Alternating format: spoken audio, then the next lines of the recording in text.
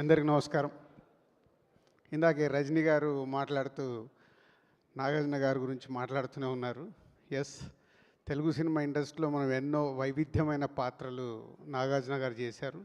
First time ఒక negative role కూడా నాగార్జున గారు చేస్తున్నారు. ఇది లోకేష్ గారు ఏదైతే ప్రీవియస్ ఫిలిమ్స్లో ఎవ్రీ క్యారెక్టర్ని హీరోలు యాక్ట్ చేసినప్పుడు ఎలా డిజైన్ చేయాలో లోకేష్ గారికి బాగా తెలుసు. సో రజనీకాంత్ గారు చెప్పినట్టు నాగార్జున గారు మళ్ళీ ఒక కొత్త అన్నమయ్య అప్పుడు ఒక డివైన్ టచ్ ఎలా అయితే స్టార్ట్ చేశారో ఇప్పుడు నెగిటివ్ రోల్లోకి రావడం ఈ సినిమాకి పెద్ద అసెట్ కాబోతుంది. ఎందుకంటే చూస్తూనే ఉన్నాం, ప్రేక్షకులు కూడా ఇప్పుడు హీరోలుగా చూడటానికి ఇష్టపడట్లేదు. సో హీరోలే సంథింగ్ ఇంకేదో కొత్తగా చేస్తానే చూస్తున్నారు. మనము ఇటు పుష్ప కానీ అంతకుముందు కేజీఎఫ్ కానీ ఎన్నో సినిమాలు చూసాం. అలాగే లోకేష్ గారి సినిమాల్లో సూర్య గారిది లాస్ట్ ఫిలింలో చూసాం ఇలా.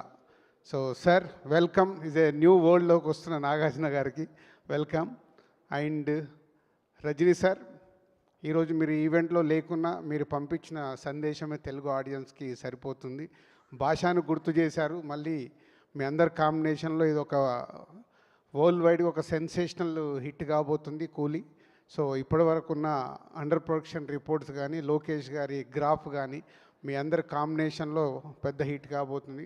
ఇందులో మేము పార్ట్ అయినందుకు thank you very much. And Sun Pictures ఈ సినిమాని తెలుగులో మాకు చేయడానికి అవకాశం ఇచ్చినందుకు thank you very much. Thank you.